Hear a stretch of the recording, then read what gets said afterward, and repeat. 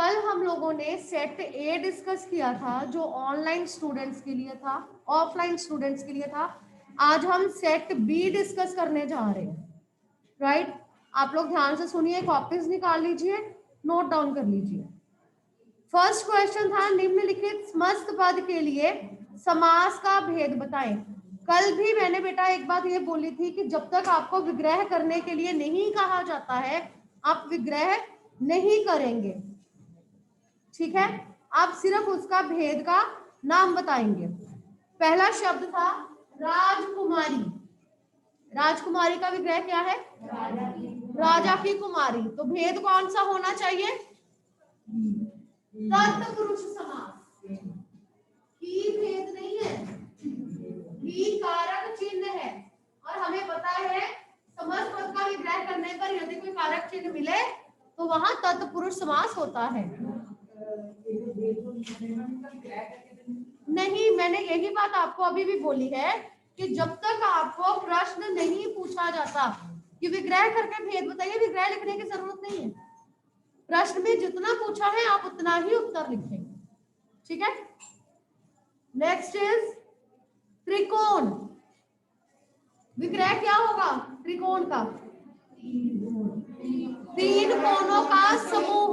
तो कौन सा समास का भेद है ये? द्विगु। द्विगु समास। ओके, कल भी मैंने आपको बताया था, आज दोबारा बता रही हूँ, ये द के नीचे हलंत है। द के नीचे हलंत है। आप इसको ऐसे नहीं लिखेंगे कि द्र बन जाता है, ये गलत है। इसको ऐसे लिखा जाना चाहिए, द के नीचे हलंत। ओके, नेक्स्ट क्वेश्चन, क्रिया का भेद बताइए। नेताजी ने भाषण पढ़वाया। प्रेरणार्थक क्रिया। उन्होंने खुद भाषण ना पढ़कर और से भाषण पढ़वाया, इसलिए प्रेरणार्थक क्रिया। नेक्स्ट इज हम परीक्षा दे रहे हैं। सकर्मक क्रिया। हमें क्या का उत्तर मिल रहा है? हम क्या दे रहे हैं? परीक्षा। एक कर्म उसमें हमें मिला, तो सकर्मक क्रिया, राइट। नेक्स्ट इज रेखांकित पदों के लिए कारक का भेद बताइए। वे घर जाएंगे। मैंने प्रश्न नहीं पढ़ा अभी। How do you know? Sorry, आपने ऑफलाइन दिया था ना, ऑनलाइन तो नहीं दिया। ऑनलाइन टेस्ट देखा था आपने, अपनी कॉपी नहीं निकाली। लिखे कॉपी में, मैंने पहले भी कहा था। वे घर जाएंगे। वे कौन सा कारक है? कर्ता कारक।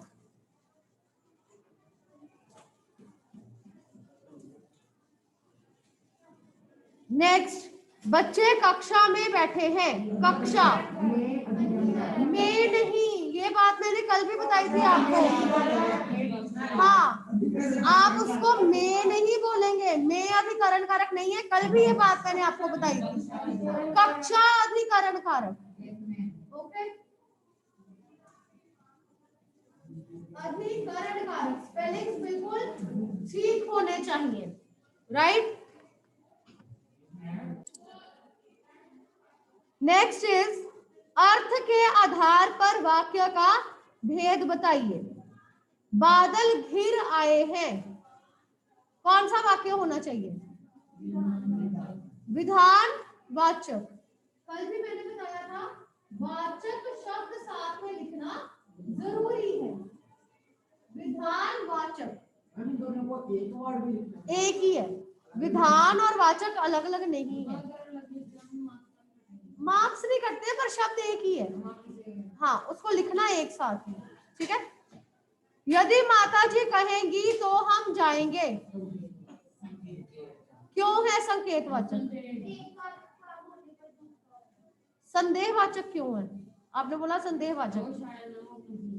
हाँ, अगर शायद लगा हो या लगता है लगा हो तब संदेहवाचक होगा, लेकिन यहाँ पर एक काम होने पर दूसरा काम होने के बारे में पता चल रहा है। यदि माता जी कहेंगी तो हम जाएंगे। संकेतवाचक,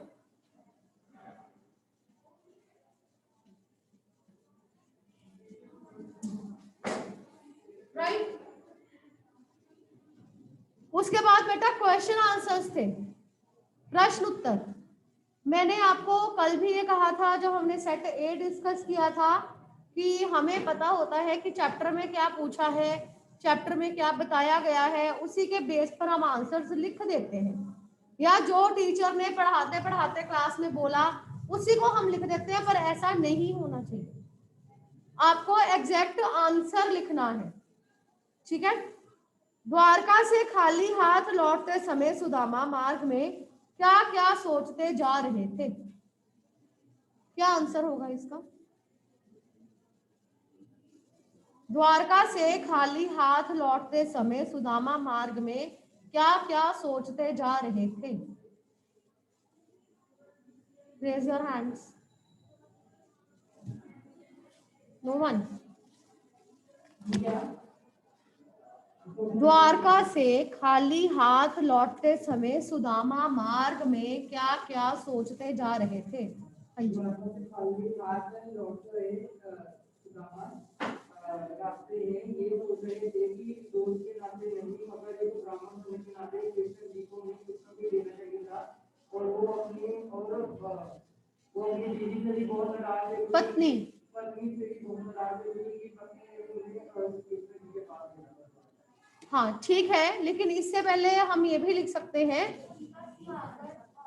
हाँ, सुदामा जब द्वारका से खाली हाथ निकले तो वह सोच रहे थे कि कृष्ण ने उनका बहुत ही आदर सम्मान किया, वह उनसे मिलकर बहुत खुश हुए। लेकिन जब वे वहां से निकले तो कृष्ण ने उन्हें कुछ भी नहीं दिया, बल्कि खाली हाथ लौटा दिया। फिर उन्हें कृष्ण की बचपन की बातें भी याद आ रही थी कि खुद तो कृष्ण बचपन में माखन चुरा कर खाते थे, अगर आज द्वारका के राजा बन गए हैं तो कौन सी बड़ी बात है, ठीक है। उन्हें अपने मित्र होने का नहीं तो कम से कम एक ब्राह्मण होने का ध्यान तो रखना चाहिए था। ब्राह्मण होने के नाते ही उन्हें कुछ ना कुछ दे देते। साथ ही उन्हें अपनी पत्नी पर भी गुस्सा आ रहा था कि उसने उन्हें कृष्ण के पास जबरदस्ती भेजा था, वह तो आना ही नहीं चाहते थे, राइट। यस जिया जानवी, बताइए बेटा क्या लिखा है आंसर?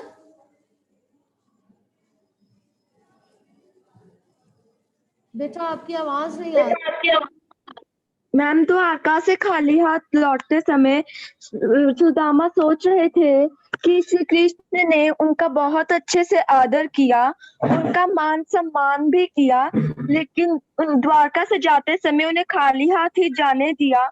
उन्हें बचपन की बातें भी याद आ रही थी कि बचपन में वो कैसे थोड़े से माखन के लिए घर घर जाकर चोरी करते थे, लेकिन अगर अब वह राजा बन गए हैं तो उन्हें उनका ख्याल ही नहीं। उन्हें अपनी पत्नी पर भी गुस्सा आ रहा था कि उनकी मर्जी के बगैर उन्होंने उन्हें उधर जाने दिया। उधर नहीं बेटा, वहां भेजा, ठीक है। एक शब्द है उधर, अक्सर हम लोग उधर शब्द वहां की जगह पर प्रयोग कर देते हैं, जो कि गलत है, ठीक है। नेक्स्ट क्वेश्चन इज, साइकिल आंदोलन से महिलाओं के जीवन में कौन कौन से बदलाव आए? वे आत्मनिर्भर हो गई,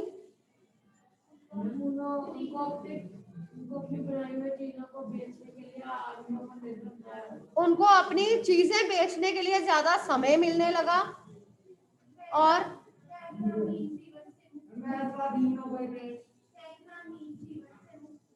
नहीं, गांव में तो वो रहती थी, वह स्वाधीन हो गए थे। आपके सेंटेंस में कुछ प्रॉब्लम्स हैं। वह स्वाधीन हो गई थी भी गलत है, वे स्वाधीन हो गई थी, वह एक वचन, वे ज्यादा के लिए, वे स्वाधीन हो गई थी, उन्हें अब घंटों बस का इंतजार नहीं करना पड़ता था, उनका जीवन गतिशील हो गया था और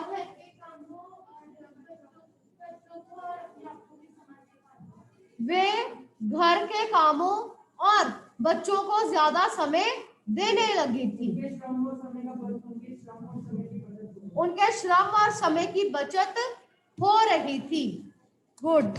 यस तितिक्षा।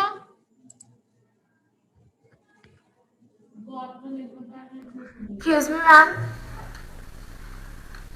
मैम हाँ जी मैम, जिस दिन आपने समाज समझाए थे मेरा नेट नहीं चल रहा था, तो आप फिर से समझा दोगे?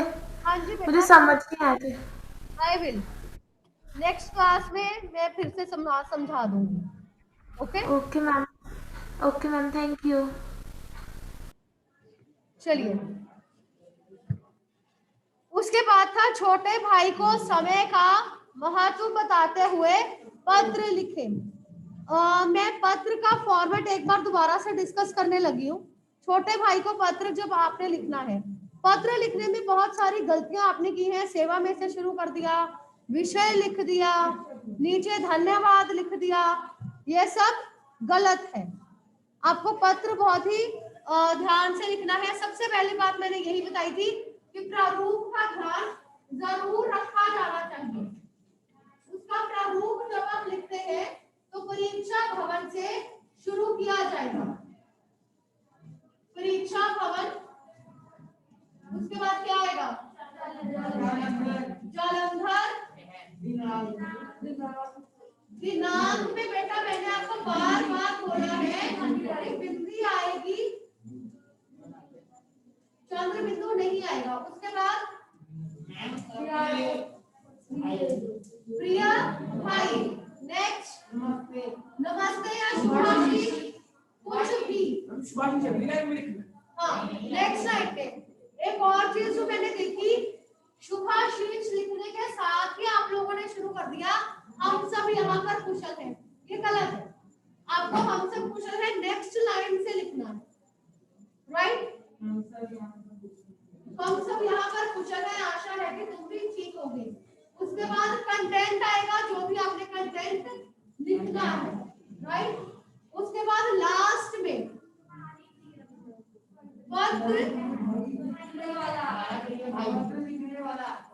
पत्र लिखने वाला या पत्र लिखने वाली। नेक्स्ट तुम्हारी बहन या तुम्हारा भाई। ये धन्यवाद किसने बोला? मैंने नहीं बोला।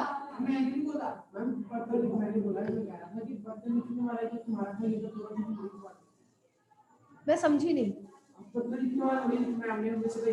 नहीं लिखना है, पत्र लिखने वाला तुम्हारा भाई डैश नाम डैश पता। दैट इज ओके, वो भी ठीक है, लेकिन इसमें धन्यवाद नहीं लिखा जाता है। धन्यवाद हम ऑफिशियल लेटर्स में लिखते हैं, फॉर्मल लेटर्स में, औपचारिक पत्रों में। प्रार्थी भी नहीं लिखना, वो भी उसी में लिखा जाएगा। प्रार्थी मतलब धन्यवाद किसी ने बोला। शुभ चिंतक योर्स सिंसियरली में ही लिखा जाता है, यहाँ पर योर्स सिंसियरली नहीं है। हाँ ठीक है, चलो आगे। Is it clear everybody? चलो अब आज के टॉपिक पे आ रहे हैं। लिसन, अभी किसी ने पूछा है कि मैम कॉमा नहीं आएगा। ये बात मैंने आपको पहले भी बताई थी कि फॉर्मेट में चेंजेस हुए हैं। पहले आप हर जगह कॉमा या पूर्ण विराम आवश्यकता के अनुसार लगाते थे। अब आप सिर्फ जब कंटेंट लिखते हैं, बॉडी ऑफ द लेटर, वहां पर कॉमा या पूर्ण विराम लगाते हैं। फॉर्मेट के ऊपर वाले भाग में या नीचे वाले में कहीं भी कॉमा या पूर्ण विराम का प्रयोग नहीं होता है। ठीक है, क्लियर? चलो ओपन योर बुक्स।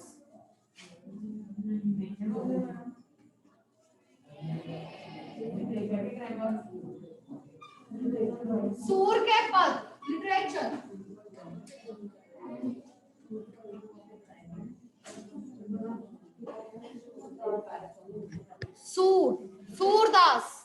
पूरा नाम नहीं लिखा है जी। चैप्टर का नाम सूरदास के पद। बेटा इंडेक्स में सूर के पद लिखा है, उसमें सूरदास के पद लिखा है, इसका मतलब ये है सूरदास। सूर मतलब सूरदास जी, ठीक है।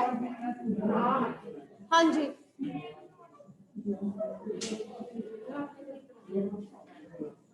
हाँ जी, हाँ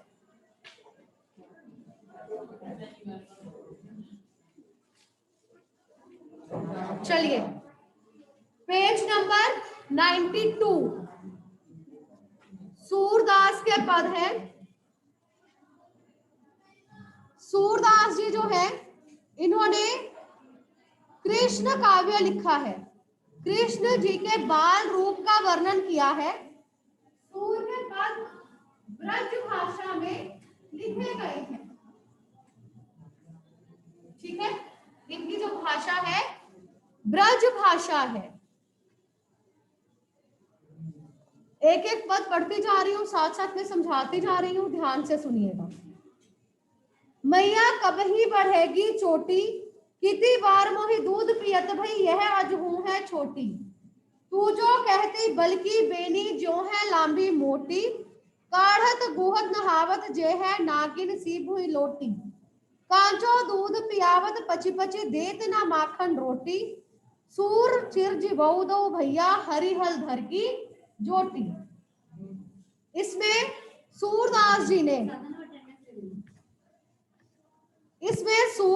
ने कृष्ण जी के बाल रूप का वर्णन किया है। बचपन में श्री कृष्ण किस प्रकार से अपनी चोटी ना पढ़ने की बात कर रहे हैं और अपनी माँ यशोदा से कह रहे हैं। यशोदा ऐसे लिखना है, ध नहीं है, ग है। अपनी माँ यशोदा से कह रहे हैं मैया कब ही बढ़ेगी चोटी, कि माँ मेरी चोटी कब बढ़ेगी। कितनी बार मोहे दूध पियत भई, कितनी बार कितनी बार मोहे मैंने दूध पिया है, यह अजहू है छोटी। अजहू मतलब अभी, यह अभी भी छोटी है। तू जो कहती बल्कि बेनी जो है लंबी मोटी, बल मतलब बलराम जी उनके बड़े भाई अपनी माँ से कहते हैं तुम तो कहती हो कि दूध पीने पर मेरी चोटी बलराम की चोटी की तरह, बेनी मतलब चोटी, बलराम की चोटी की तरह लंबी और मोटी हो जाएगी। काढ़त गुहत नहावत जे है नागिन सी भुई लोटी। भुई मतलब जमीन, काढ़त मतलब काढ़ते हुए मतलब उसकी बालों की अटके निकालते हुए, उलझने निकालते हुए, गुहत गूंदते हुए। बलराम की चोटी काढ़ते और गूंथते हुए, नहाते हुए जमीन पर नागिन की तरह लौटती है। मतलब उनके बाल लंबे लंबे हैं और उनकी चोटी नागिन की तरह लौटती है।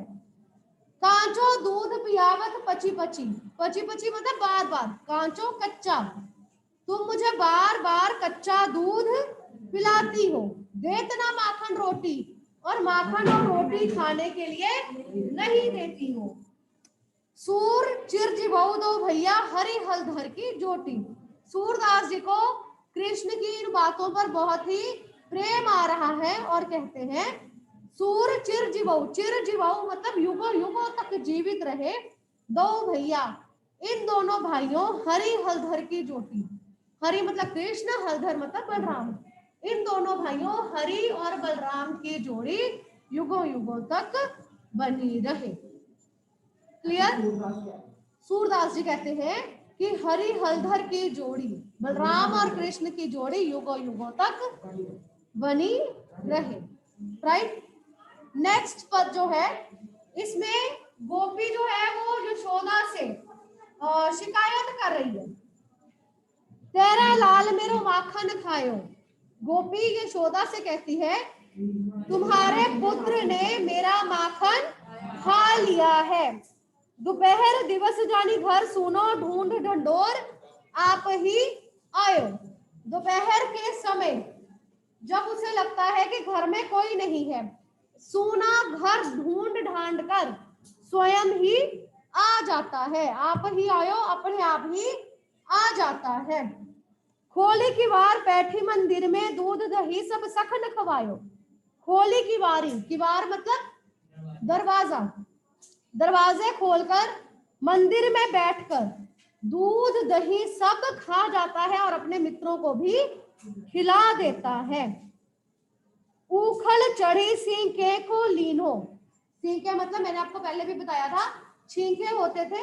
अब तो आजकल हमारे पास शेल्फ्स हैं, हम खाना रख लेते हैं, पहले छींके लगे होते थे, ऊपर टांग दिए जाते थे और ओखली पर चढ़कर छींके से छींके को अपने आप ही उतार लेता है। अनभावत भुई में ढरकायो, ढरकायो मतलब फेंक देना, भुई मतलब जमीन, अनभावत जो अच्छा नहीं लगता, जो तो अच्छा लगता है वो खा लेता है और जो अच्छा नहीं लगता उसे जमीन पर फेंक देता है। दिन प्रति हानि होती गोरस की, गोरस मतलब दूध दही आदि, इसलिए हर रोज दूध दही की हानि होती है। यह ढोटा कौन है ढंगलायो, ढोटा मतलब पुत्र बेटा, न जाने तुम्हारा ये बेटा कैसा है। सूर श्याम को हटक न राखे, दही बूदा अनोखो जायो। अब वो उन्हें उलाहना दे रही है और शिकायत कर रही है। सूरदास जी कहते हैं कि गोपी यशोदा को उलाहना दे रही है, श्याम को हटक न राखे, श्याम मतलब कृष्ण, श्याम तुम कृष्ण को हटक न राखे, हटाकर नहीं रखती हो, तुम उसे मना नहीं करती हो। तही बूद अनोखो जायो, जैसे कि तुमने ही किसी अनोखे बेटे को जन्म दिया है, तुम्हारा ही बेटा अनोखा है, वो उसे ईर्ष्या भाव से कह रही है।